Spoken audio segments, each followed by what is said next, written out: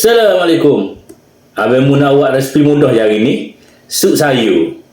Jom kita tengok bahan-bahan dan cara dia.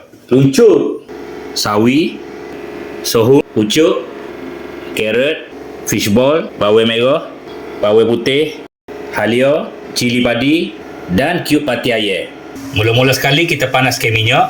Tumis bawang merah, bawang putih, halia. Masukkan air,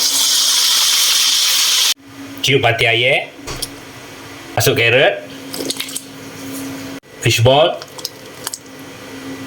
masuk pucuk, serbuk perasa, garam, lada suluh, masuk cili padi, dan last sekali kita masuk sawi.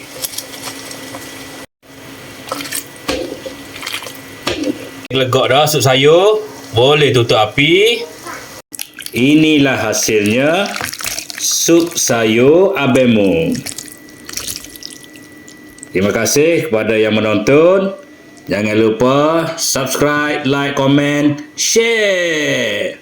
Assalamualaikum.